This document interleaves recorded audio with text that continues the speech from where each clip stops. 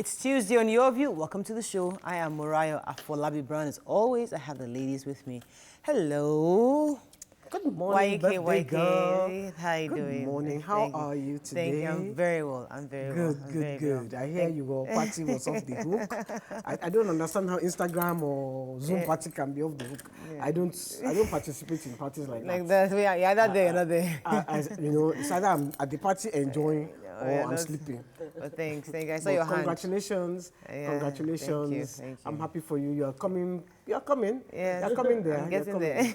But I have to say, the sad news about Nema's dad. Yeah. I'd spoken to her on Saturday. She said, her dad was in hospital. She sounded very positive, only for me to hear on Sunday. He didn't make it. I called her again yesterday. She was so sad. She was crying.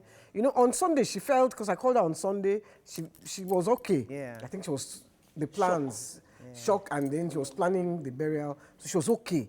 Yeah. But by yesterday, she was completely... Yeah. That happens. I mean, when you have that initial shock, you think you have that strength, and you have the strength to just go through that. Once after the burial, after it's said and done, they now begin to dawn on you that, oh goodness, my father is not coming back. Yeah, but in fact, she didn't pick up her phone yesterday. It was her husband. Yeah, I spoke to her husband, so even up the phone. To even make it worse, we heard about RDJ's death, which was so painful. I mean, RDJ is somebody that was so close to us. He practically helped us and retrained us in this business. When we just started, we had no idea on television. He worked with us, and we talk about him a lot. We refer to him very frequently. My public speaking class, I put his picture up, and I spent time explaining how RDJ invested consistently time into all of us, training all of us. Even after he left TVC, he would still take your calls. Yeah. You could still visit him. He kept in contact with every single person. For no money. And every moment is a teachable moment. I was emceeing an event, and after he gave me a lowdown on this, you could have done better. It's just always teaching. It was heartbreaking. Very painful. In fact, I was in denial when I heard. I said, no, stop spreading rumors, I heard that... I had to call Bolaji. I heard that TVC actually did a documentary, which I would really like us to see and watch again. I mean, it's really painful. I mean, what was more painful is the fact that very recently, he and my husband became very close exercise buddies. They were always exercising together, talking. I know that just again, every time is a teachable moment. They're always having serious, intense conversations. And he comes on telling me stuff, and I feel like, RDJ is a great influence on Brown and all that, but it's just so sad to hear that he's passed on. And our hearts go out to his family, Auntie Funto, the kids, everybody. May his soul rest in peace.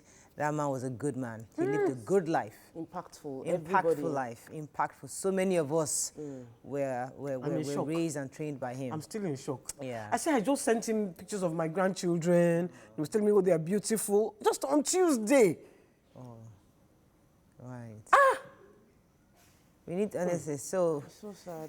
The difference between life and death, I've learned, is 1 second. It's 1 second. Okay, we have to move on right now, unfortunately, but definitely I would like everybody to watch that documentary. I'll see if they can post it on TVC. It's important to know the kind of life he lived. It was a life of impact, and many people can learn from some of the lessons he taught. Intentional impact, intentionally checking on people, intentionally adding value, intentionally pushing, because literally I had to run away from RDJ. RDJ had corrections. RDJ was always pushing me, do this, do that. I was like, all that's honorable that you people always say. No. Okay. God bless you. He would have caned all of you. May your soul rest in perfect peace, and may God comfort his family. He would have caned you. All right, let's go on a quick break. We'll be right back.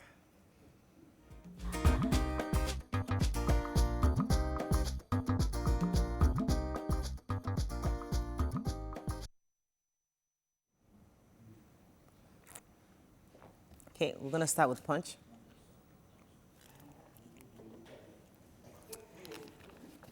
Presidential panel quizzes Magu for 6 hours over 24 allegations. Oniru demands probe into palace fracas. Suspends aid.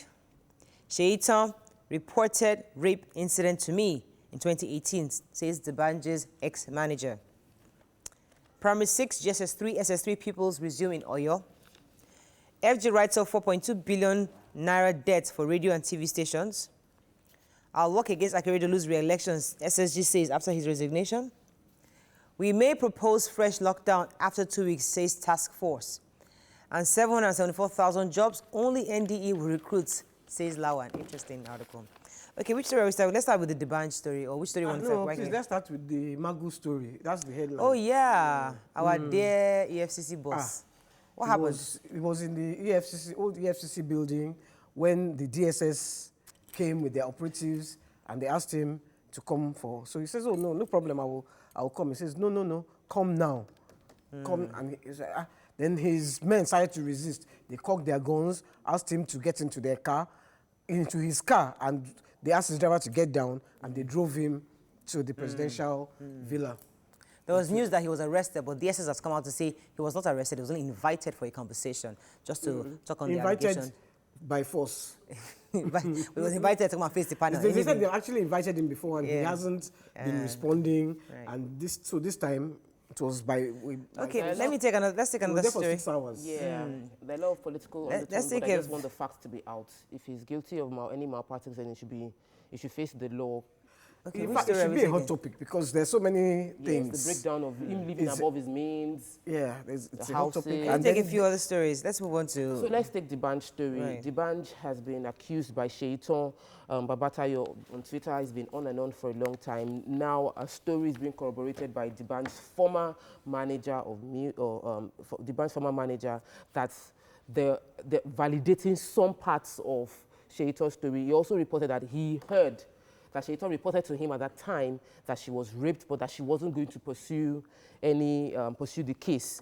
So, he actually confirmed that he got the room. You know, she was talking about that Glee hotel room. And he was saying that Debanj was denying never going there, but he was confirming that he actually got the room. He actually got it for Debanj, but for whatever reason he couldn't be there. Sheiton couldn't go home because she lives in Egbeda. It was too far, so the manager gave Sheiton the key to his own room. Like, it was actually his own room. So there's a correlation to it. We just want the facts to be out. There's so many. The problem with this story is this manager.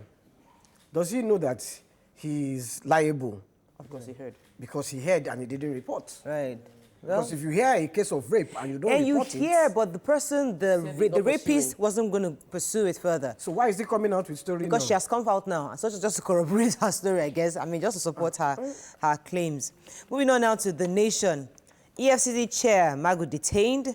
Picture here of primary school teacher taking temperature of pupils as they resumed in Oyo State. Akeredolu test negative as intrigues deepen.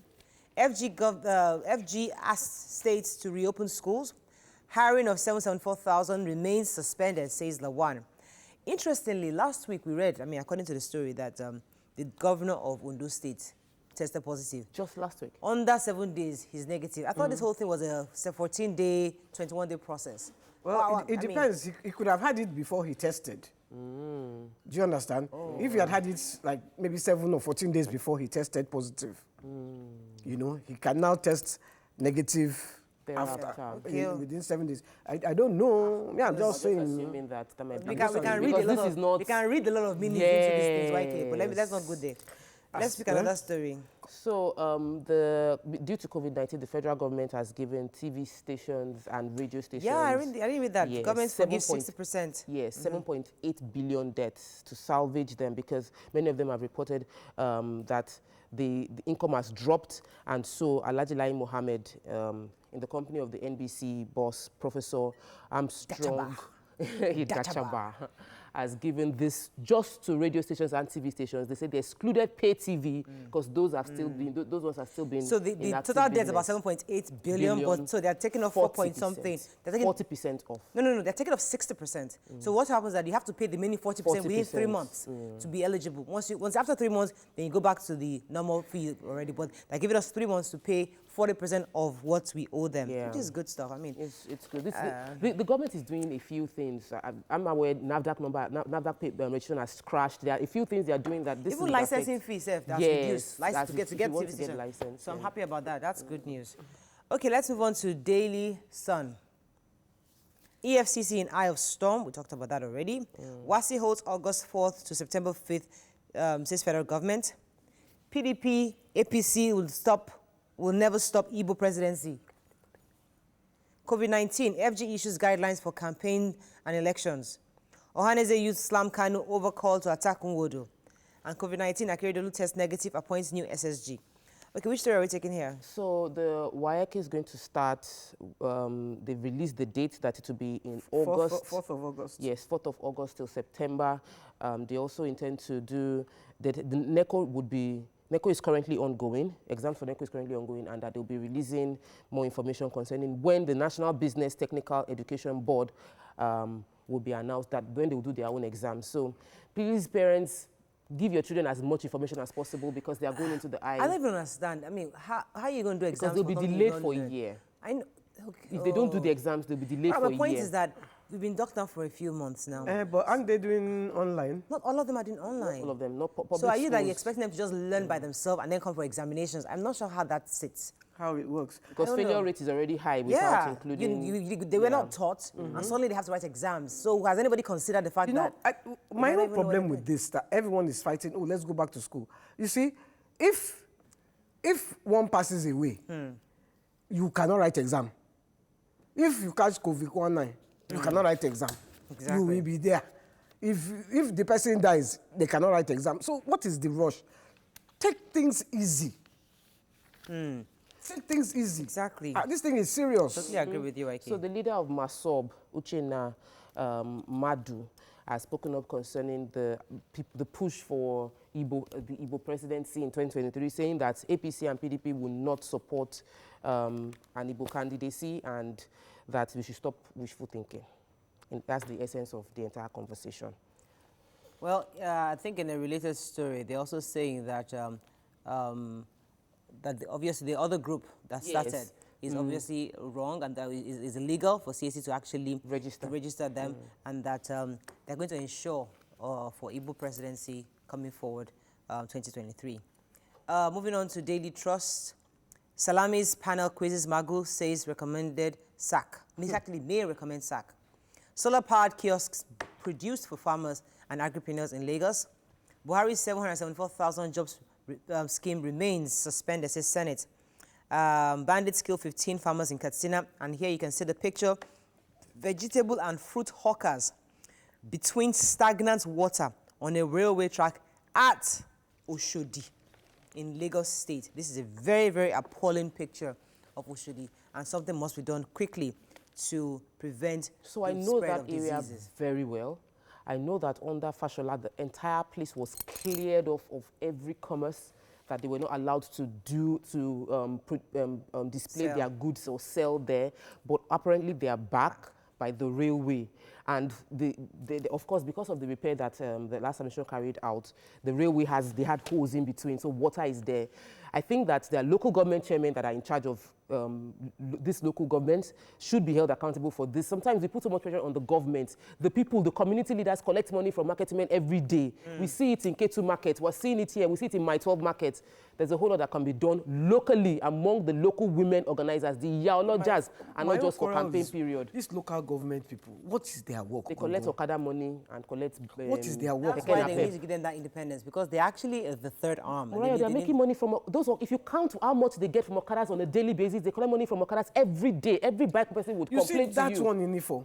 Hey. They complain. So they are making money. It is just take responsibility and protect your immediate environment. The markets are under them and under Yellow Jazz. They should do better. I was going to take the story on this 774,000. Remember the drama that happened with Minister of State, Keyamo? So Lawan has said, listen, that this is the National Directorate for Employment that I have the authority to hire or to recruit the 1,000 people per local government across the country. So obviously they've somehow taken that responsibility away from him, and they're now saying that the Minister of Labour, Ngige, will be the one in charge.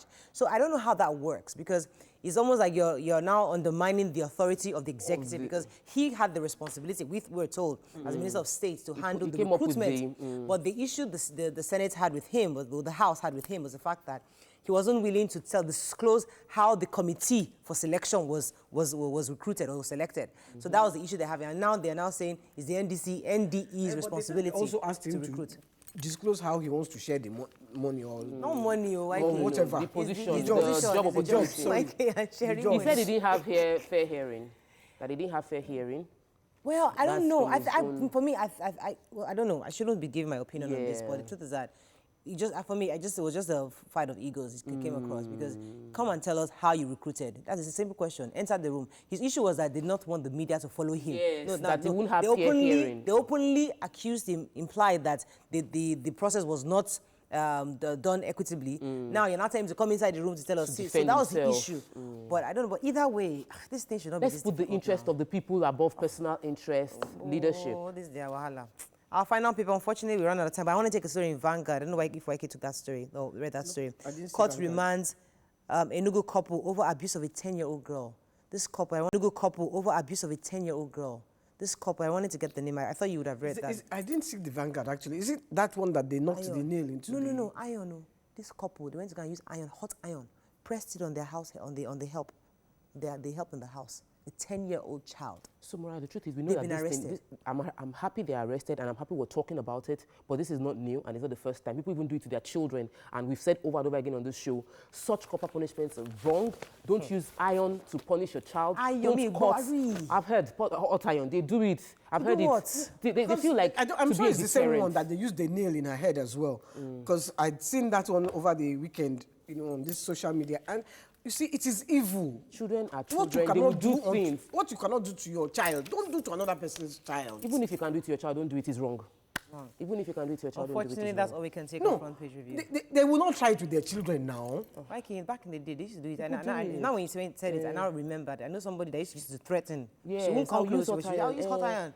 But they threat them, but I never knew that they would actually do it. Threats. It's because you can. It's evil. It is evil. Don't do Unfortunately, that's all we can take on front page review. When we come back, this hush puppy is still talking. I thought it was already arrested. Was that an old video? Yeah. Anyways, the reason why we wanted to talk about it was because we'll tell you after the break. Actually, stay with us. We'll be right back.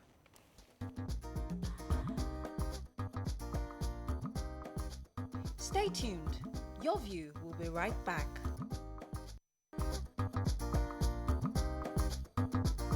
Welcome back to Your View. Thanks for staying with us. So, the story of the suspected Nigerian internet fraudster Ramon Abbas, probably known as Hush Puppy, is still trending on social media. According to him, I think his story should inspire and give hope to Nigerians who are suffering because of widespread hunger and poverty. Now, we're not sure when this video surfaced. We're not sure. I'm suspecting it's an old video, but either way, it's important for us to address the issue of using poverty as an excuse to commit crime. Because yes, there is poverty in the land. I think it's 90% or 80% of us live under. In fact, they said that by 2022, 90 million Nigerians will be living under abject poverty. That's according to World Bank, I believe, that came up with some kind of numbers a few weeks ago. The point is, poverty is in our land, and is that enough reason for us to start considering illegalities? We know the answer to that question, but the truth is that whether we like it or not, what is wrong seems right in Nigerian context. So in the world, maybe committing fraud is wrong, but here it's taken out of national cake or taking what's rightfully yours. So we give it a different color here in Nigeria, and that's why it's important that we address this issue so people can tell the difference. What is legit, what is wrong, what is right. Mikey? I will go back to a song my father sang. Teacher, don't teach me nonsense. The reason I'm going to go back to that song is because Fela broke it down. Who is your teacher? Culture and tradition. Government is your teacher. Now, when you are in a country where you see your officials living large and you cannot explain the sources of their wealth, what do? You set a bad example to the people coming behind. Now, the worst part of when you live large like that is people start to hail you. People start to, you are a human being. You are a person of substance. No matter how you got your money. So what happens? You are giving the youth a bad example. You are setting a bad example to the youth. Now the youth have felt and now feel that living with Yahoo or whatever is the right thing to do. Michael, do you think it is wrong. Do you think we're giving excuses? Let me tell you why I think I'm not giving excuses. No, I'm saying, we're having a conversation. We've used this reason for a long time that, oh, the politicians or the leaders have set a bad example. But we've seen that there are people in this country where their parents set bad examples for them. And they made a choice as adults to find the right path. So the question is, yes, we have bad leadership. Yes, people have stolen money. But can we, as a people, begin to wake up and smell the coffee that is our destiny and our lives are in our own hands, not in the life of our parents or this example somebody has set for us? Maybe it's time for us to start looking elsewhere. I hear you very clearly, but do you think it might be a good idea to start? Yes, look elsewhere. But when there is nobody teaching you the difference between right and wrong, you grow up from, you are 5, 6, and you see somebody wearing Versace or whoever the designer that they are wearing is, and you think that is the way to be. You think that's the way to go. You have your bag that is not a designer bag. It's a fine bag. It's just not a designer. You get a designer.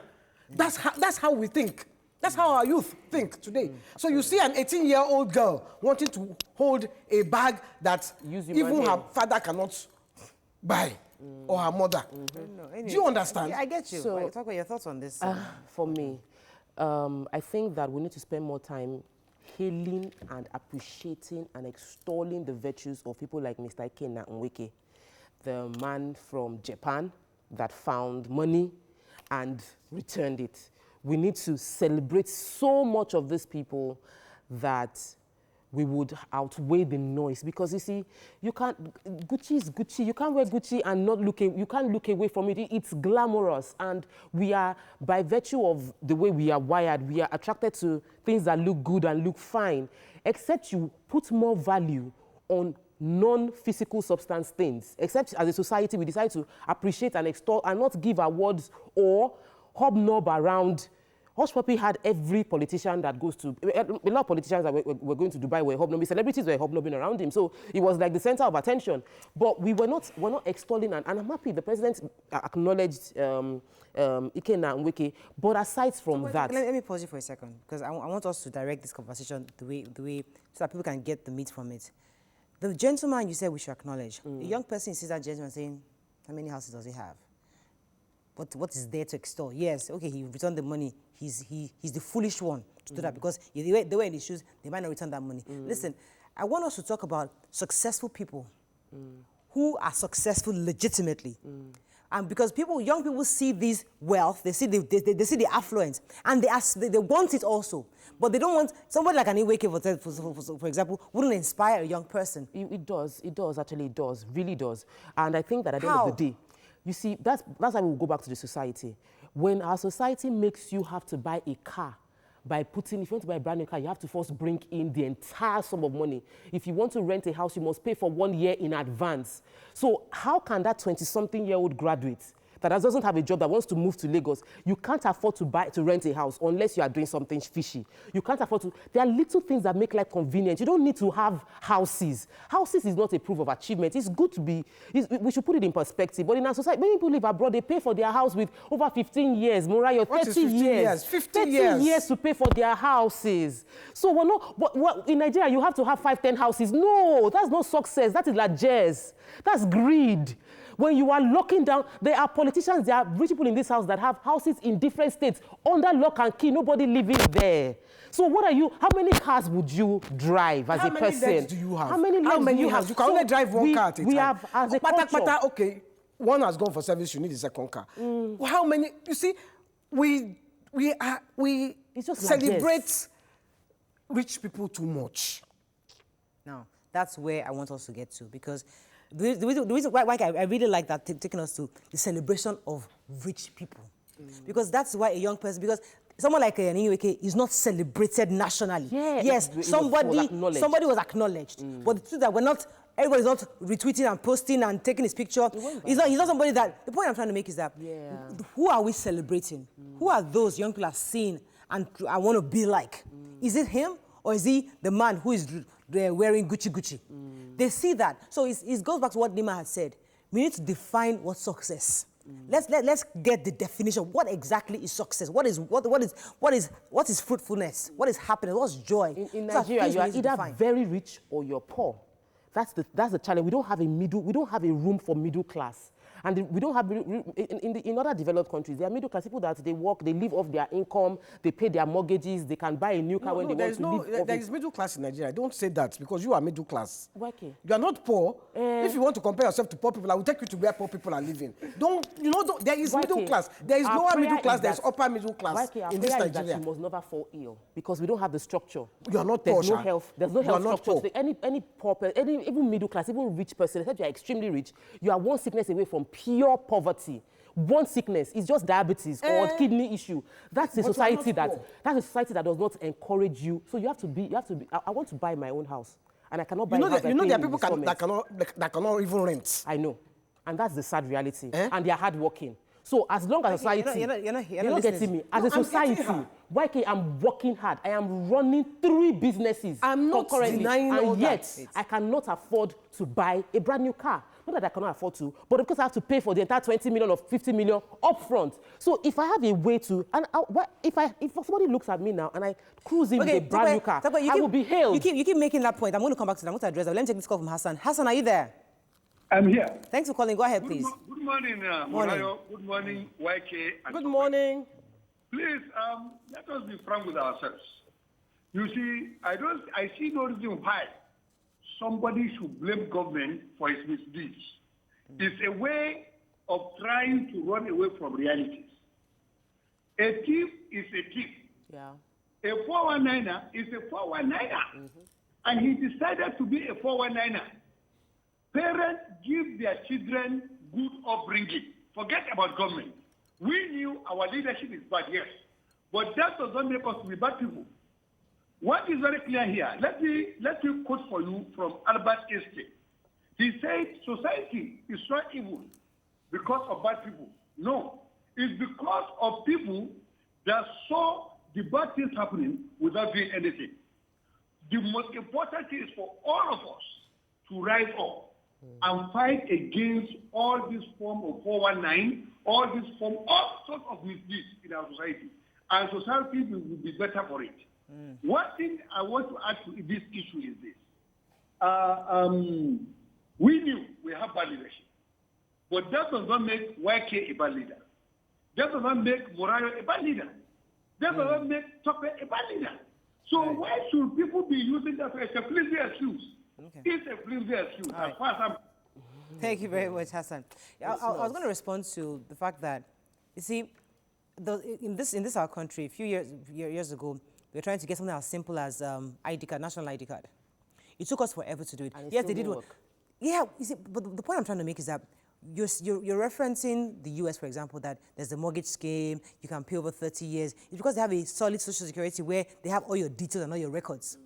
This government tried several times to get Nigerians to come forward. Just give us your BVN. I mean, finally we got the BVN. But the point is that it took even us a long time to go and get the simple last strap of Lagos State. Many Nigerians don't have it. You see, people still have accounts that are active without BVN. The point I'm trying to make is that I'm trying to make is that if we play our own parts and have done or had that registration, maybe it would have been easy for the government to begin to implement mortgage systems for us. Although there is right now, but we must see the end from the beginning, where we say, okay, this is the end product of what the government is asking us to do, and then be able to participate. Right now, we are celebrating what they are doing, but we have not done our own part as a people. Just beside us in Ghana, people pay monthly for their house rent. Because they have their details. You cannot run away with the money. It's not Nigeria. Even about that. Somebody I know relocated from Nigeria to Ghana. Right. She's not a Ghanaian. She's a Nigerian that relocated to Ghana. Right. She just paid for 3 months advance, and after that 3 months, they're paying every month. Right. It's a structure in the country. In Nigeria, Lagos State under Fashola implemented a policy of 1 year rent. Do you know that people are connivingly asking people to still pay for 2 year rent? I don't know people. That was the point I was trying to make. I'm saying that it works hand in hand. Yeah. When the people are responsive to the government, exactly. the government does not stand. People will do whatever they want to do. That was the point. Well, yeah. Okay. So I hear you. Me. Both. Okay. I will still maintain. Yeah. It starts from the top. You are living by example. Yeah. We are you see, They were talking today about the airport, or guys cannot go with their ADC and the clinical. And then I was listening to the radio and they were saying, we want to see how many government people are going to obey it. See, this international airport, you know you're not allowed to park your car on this thing. You see the cars, fleet of cars of big people parked there, that you don't even have space to drop your luggage. Exactly. Do you understand? Totally. So you are living, so me too. I will come. I will say, you wait to be rich. When I get to this position, me too, I will be like that. So that is where I say it is by example. Yeah. That is where, so when you can have a leader who he can walk the streets. It doesn't need a... We had a governor in Lagos without siren. Waike, no. We have to wrap up. No, Waike, I don't want us to end with that because we must not let people think there's an excuse for crime. I didn't say there's an excuse. We have to clarify. I keep on... Listen, there is no excuse to steal. Right. No excuse. Yes. What I'm saying is when you have the top, right, it trickles down. To do more. That's what she's saying. A dancer will come out of the street. He will not even look. He will just enter in front of you. We are unruly now. Right. Yes. We are an unruly set of people because we don't have good structure. Right. Right. Okay. So it's clear that we're not excusing crime. We're just saying I can never crime is a crime. Because if I could excuse, I would be a criminal too. Who doesn't want to have money? All right. Who doesn't want to be rich? But I'm not a criminal, and I refuse to be a criminal. Exactly. All right. Let's go on a break. When we come back, we continue with the show. Stay with us. We'll be right back.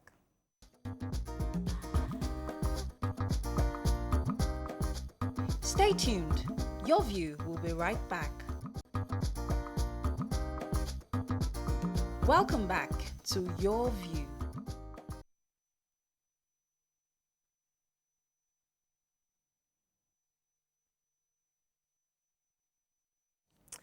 Thanks for staying with us. So, moving on to other stories. Recently, the Federal Airports of Nigeria, FAN, has released a new set of regulations to be followed by airports and travelers after the federal government decided that domestic flights should resume gradually from July 8th. For the benefit of our viewers, our guest, who is an aviation expert, will be highlighting the new standard operating procedures to curb further spread of coronavirus. Joining us on the show is the Secretary General Aviation Safety Roundtable Initiative Group, Captain John Ojikutu. Good morning, sir. Are you there? Good morning to you. Yes. Good to have you on the show. So, tomorrow is the D-Day that flights are supposed to reopen. Could you give us a breakdown of the confirmed guidelines that airlines must adhere to? Well, the concerned guidelines have been given out by the Nigerian Civil Aviation Authority. Right. And even before the ICAO came up with its own guidelines, the Nigerian Civil Aviation has come up with the local directives and guidelines on what each airline is supposed to do. One of the things that actually came out at the beginning was for them to find a way to maintain the pilots in particular, to maintain their currency and for the aircraft to remain airworthy. Because it is one thing to get the travelers ready and put the airport in a good shape, health-wise, without the aircraft and those that are going to fly them not to be current. So all those things, we have already started all those ones, or let me say the NCA started all those ones much earlier enough by asking each one of them to find a way to extend their recurrency and to maintain the airworthiness of the aircraft. That is the major thing to start for me. That is the major thing to start. The other aspect has to do more with the passengers themselves to ensure that they follow the health guidelines of the government. What you are supposed to do, how you have to take care of your health, most especially now that every passenger is asked to be wearing a face mask. Usually the flight within the country is not more than 1 hour. So some of the movement that you are likely to be seeing in the aircraft will have to be reduced. And I think each airline has to come up with its own standard operating procedure for both the passengers and the ground service crew. I will have expected that by now, today is 7th, the lifting of the ban actually started day before yesterday. I will have expected that by now that the NCA2 is out to carry out a kind of oversight based on the guidelines that they have given out. Okay. Is it true, or I don't know if that's for international flights, that you will have to present a test that you are negative before you can board any flight? That definitely has to do with international flights. Okay. It has to do with international flights. And that's why I said that most flights within the country is actually not more than 1 hour. Within the country, at least for the major routes. Right. Major routes is Lagos, Abuja, Lagos to Aporakot, Lagos to Wiri, Lagos to Enugu. A lot of these routes are just 1 hour flight. And for any airline or for any government regulator to start asking for passengers to give a certificate of health, I don't think it's going to be within the country. Otherwise, that would be an exposure of our own health system. Okay. Because what the coronavirus has done for us, it has kind of exposed the inadequacies within the health industry and even within the aviation sector too. These are the areas that we need to look into, and we cannot stop now. Right. We have to continue to update those laxities that we have left undone for years. All right. Go ahead. Okay, I wanted to ask a question, sir. They said that everybody on the flight must have a nose mask on.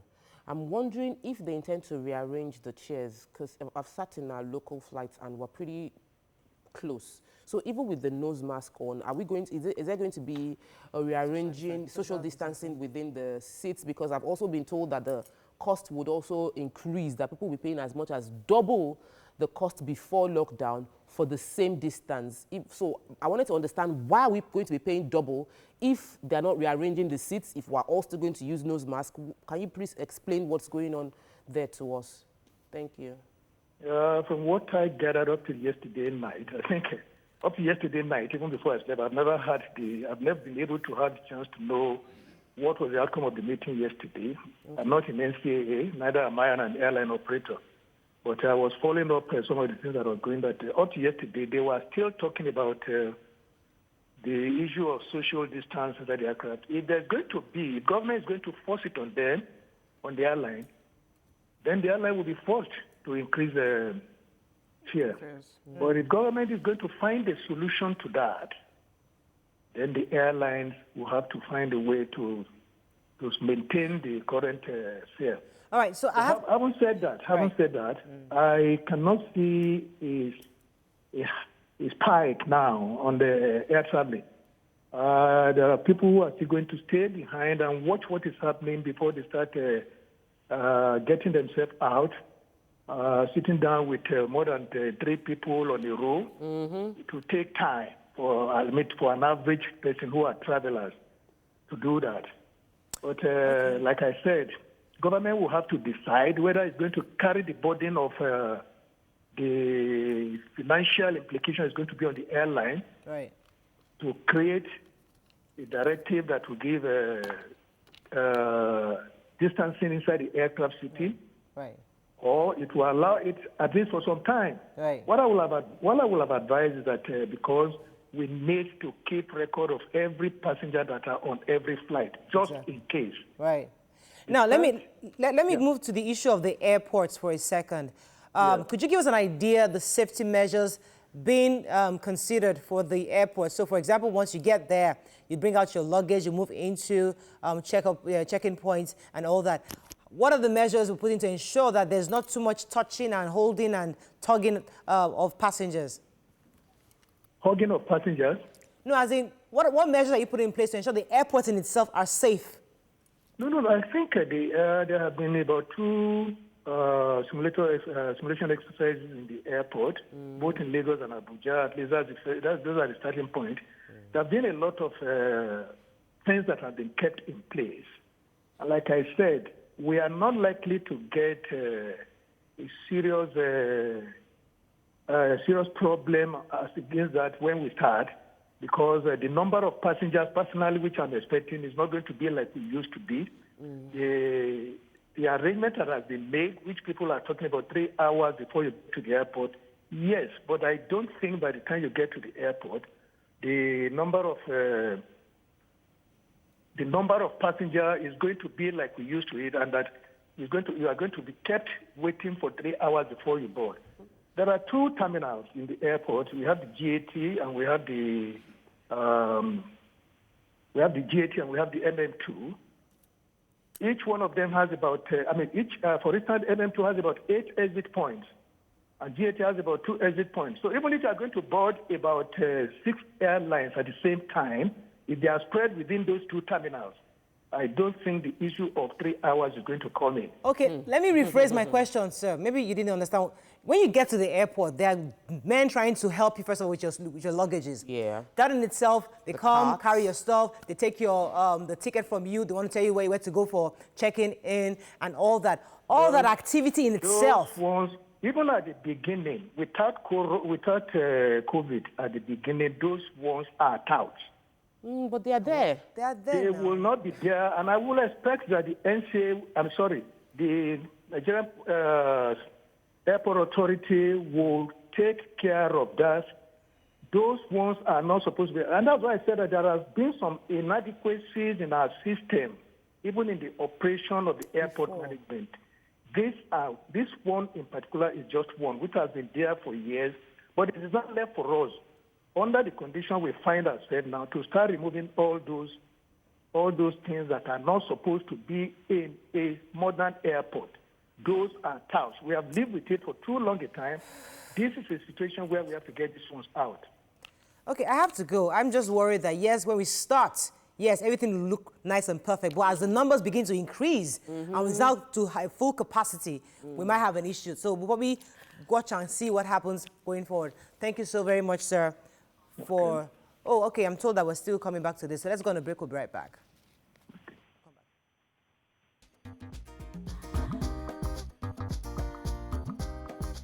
Stay tuned. Your View will be right back. Welcome back to Your View. Thanks for staying with us. So we still have our guest in the studio, the Secretary General Aviation Safety Roundtable Initiative, Captain John Ojikutu, still with us. Waike, you had a question for him before the break. Yeah, I was. We heard that we're supposed to go 3 hours before a flight.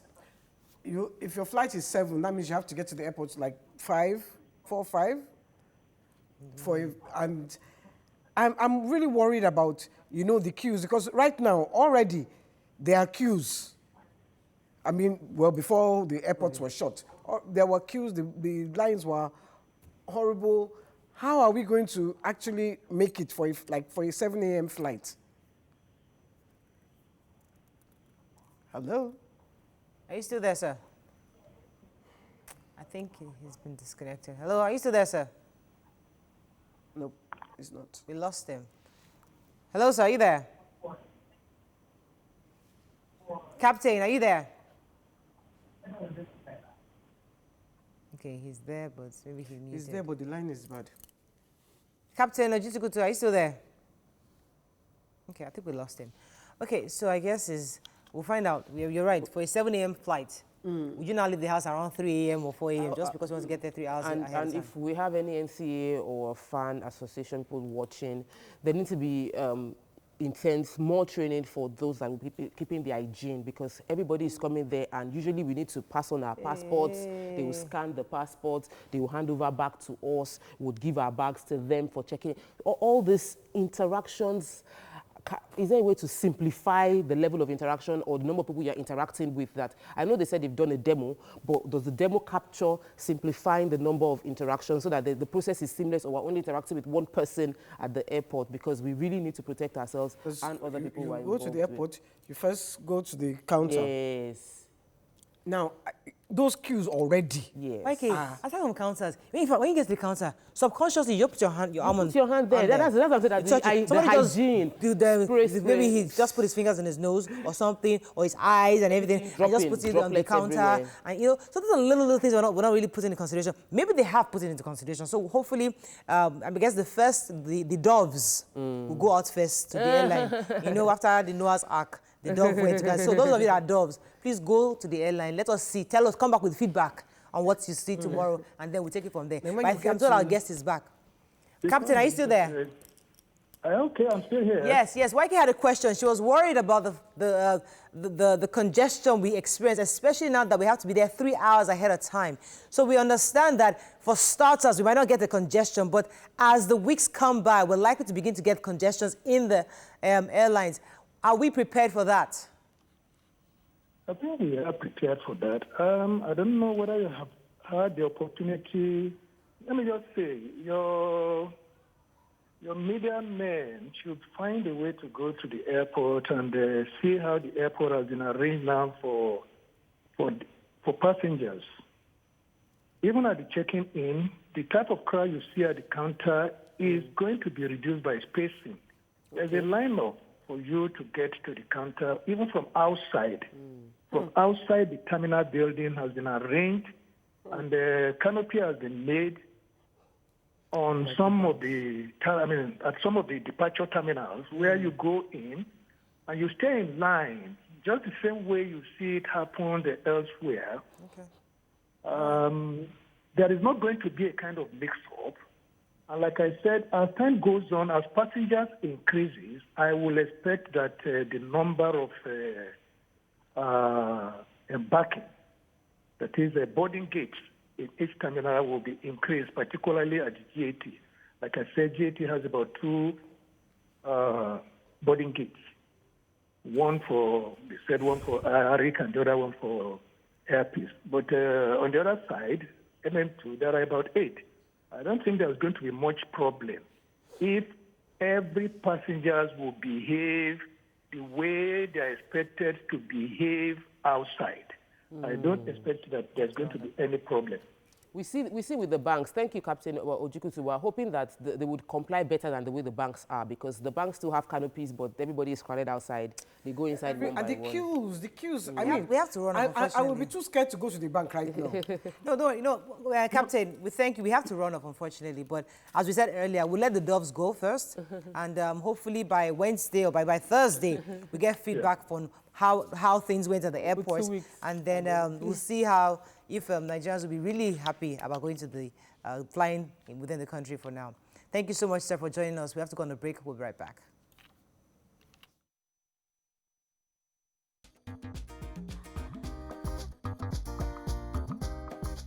Stay tuned. Your View will be right back. Welcome back to Your View. Thanks for staying with us. So 27th of June happened to be World Scoliosis Day. In commemorating that day, our guest will explain what the causes, types, and how it can be diagnosed. Joining us on the show is a medical practitioner, Dr. Ayomide Adejuwon. Good morning, madam. Good morning, Ma. Thank you very much. Thanks for joining us. It's my pleasure to be on the show. Yes, so you were diagnosed actually with scoliosis at the age of 12 at the National Orthopedic Hospital in Iwobi. Tell us about that experience and how now you're helping people to detect it early in children especially. Actually, scoliosis is, I call it abnormal sideways curvature of the spine. So the spine is the backbone, the bones that moves from the neck down to the back and to the bottom. At the back is the spine. So it actually curves a little bit, but for scoliosis, it curves more. So it shows the letter C or S because also there's a rotation. But scoliosis, sometimes now we've started seeing babies with scoliosis, but initially it's most often occurs at the puberty age, at the growth spots. So 12 years of age, 13, that's when most people actually detect that they have scoliosis. And sometimes the parent might feel it's a bad posture. until is lingering for long, and that's when it makes them worried. And that was what actually occurred in my own aspect. My family actually, my dad thought it was a bad posture, but later on they were like worried that why can't you walk straight like the normal child? I mean, other children. And so they took me to contacted one of my auntie at Igobi, and they took me there. And so that was why I knew what scoliosis was. And this thing actually helped me and wanted me to be a doctor to know how to manage it myself. And thank God I've been seeing a lot of patients calling in for this online program that we're going to start very soon. And some of them also started, I mean, was diagnosed at the age of 12 as well, or 13. Okay, when we see young kids that are tall, is it prominent amongst children that are tall, or anybody could have it? Anybody can have it, but once you're tall, if you have scoliosis, it actually shortens your length. So it will reduce your height. That's what scoliosis, because I was tall when I was growing up, but because of the further curvature, it reduces my height. So scoliosis does that as well. So you can still be tall, but depending on the curvature and the degree of the curve. Does it impair mobility in any way? No, it depends. There are different types of scoliosis. They have the neuromuscular one. That is the one that is actually very severe.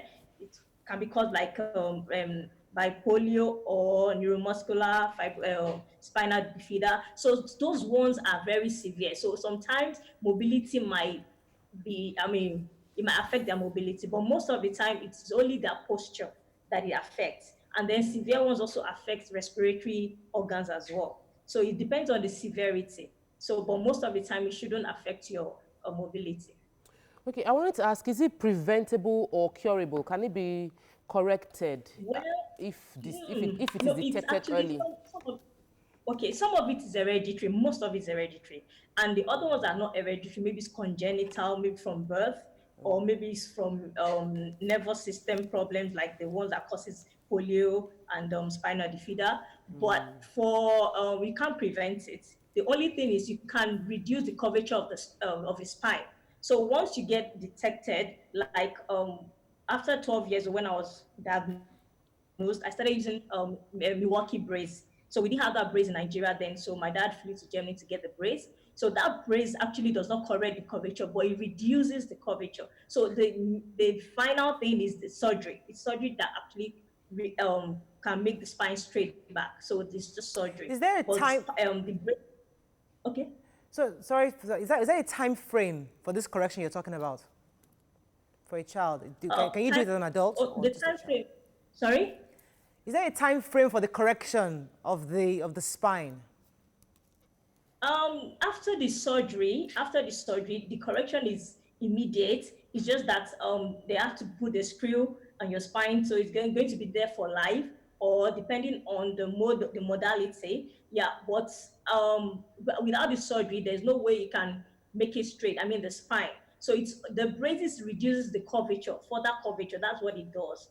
Then actually, there's also a new method that I'm actually getting in touch with people in Germany. It's called scratch method. It helps.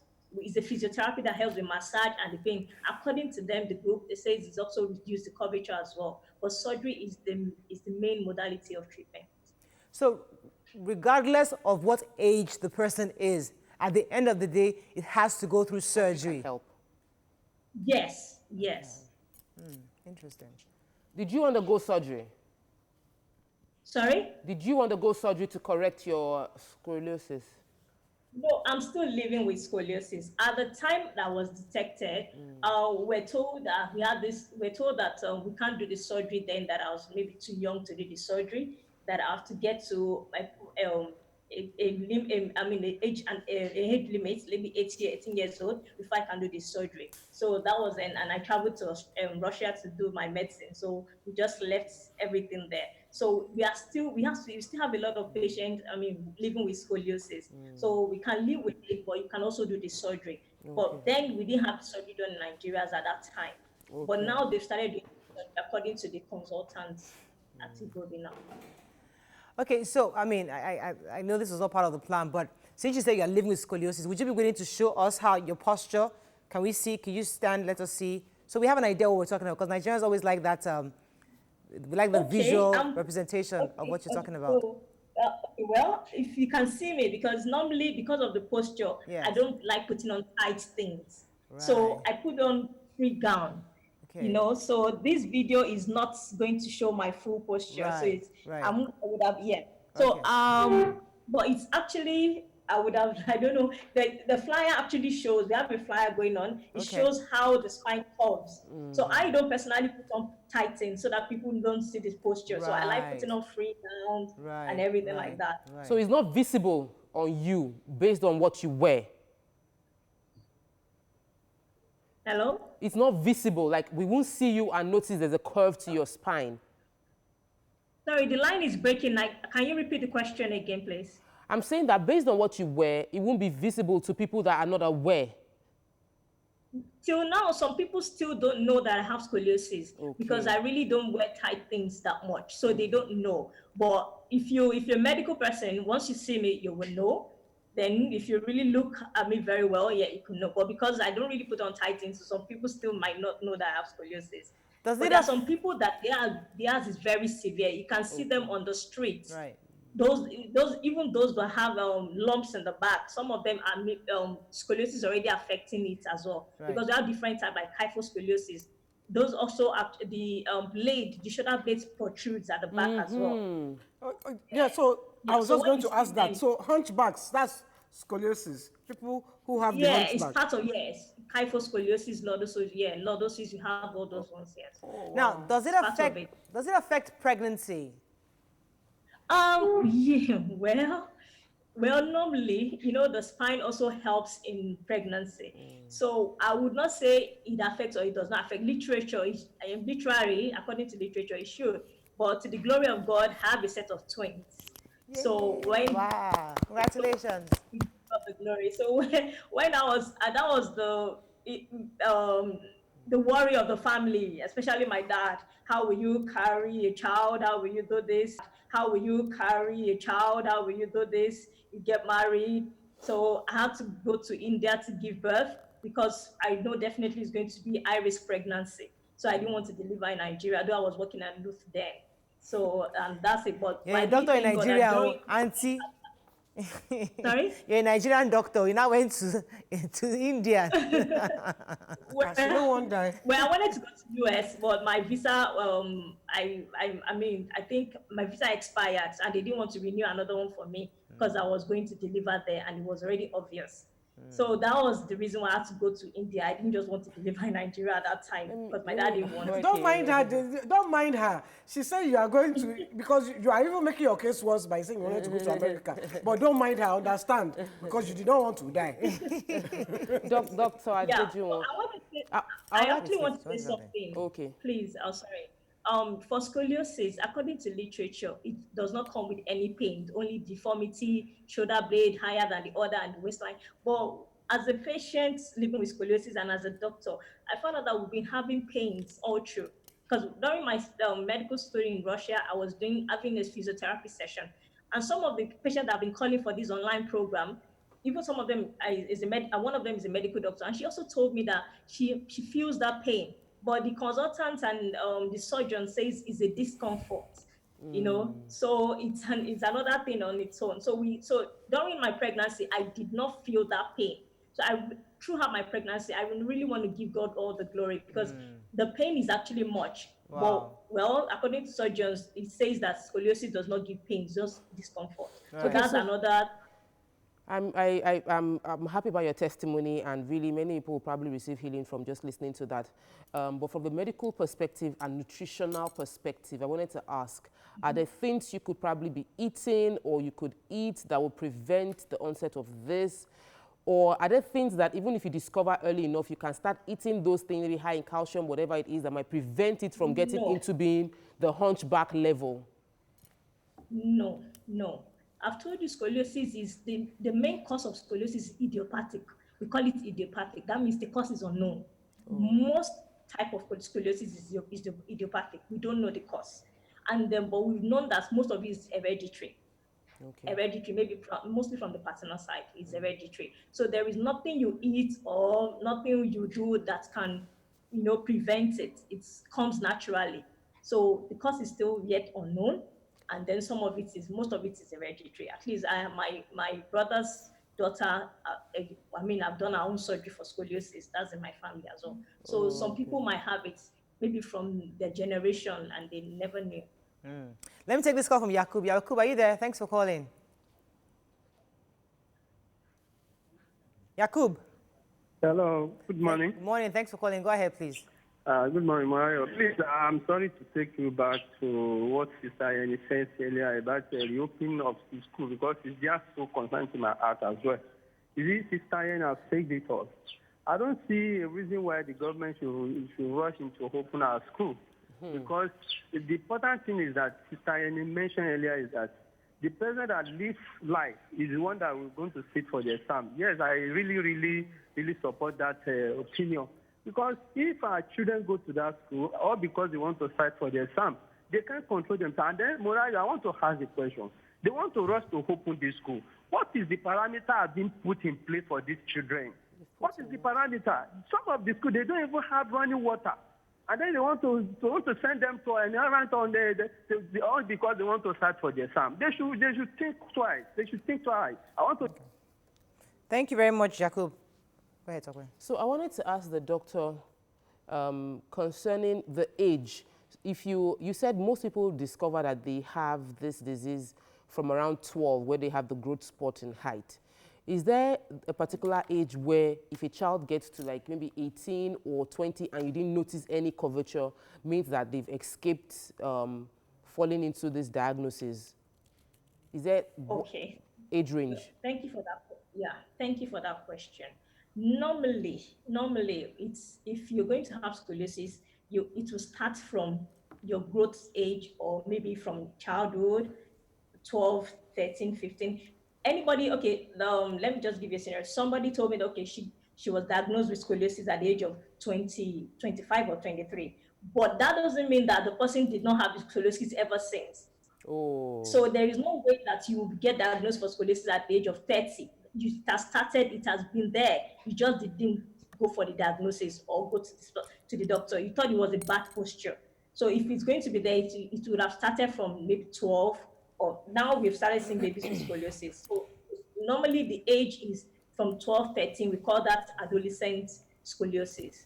And then we have the infant type scoliosis for the children as well. So if you're above 30 and you're having scoliosis and you never had it before, there must be a reason. There must be an underlying issue for that. Okay. Someone made a statement on Twitter. I want you to correct it, please.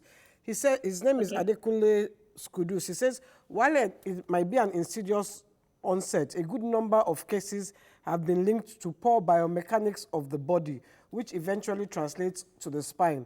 A simple alteration in the normal gait pattern over time can cause Scoliosis. More so if the ligaments are raw and muscles weak. Is that correct? Is this correct? Actually, I told you earlier that there are different types of scoliosis. The ones that affect the muscles are the ones that affect the nervous system. So just like polio and other things. So there are different types, and there's the one that is hereditary and there's one that is idiopathic. It might be from the biomechanism of the body as well, but the cause is still, the cause of most of it is still yet unknown. So the ones that he's talking about move towards the nervous system's issue, the neuromuscular type of scoliosis. Okay, I have to wrap up with you soon. Scoliosis in Nigeria, you talked about the surgery. Can it be done? I mean, do we have people who can actually do a successful surgery of scoliosis in Nigeria, or do we have to also go to India?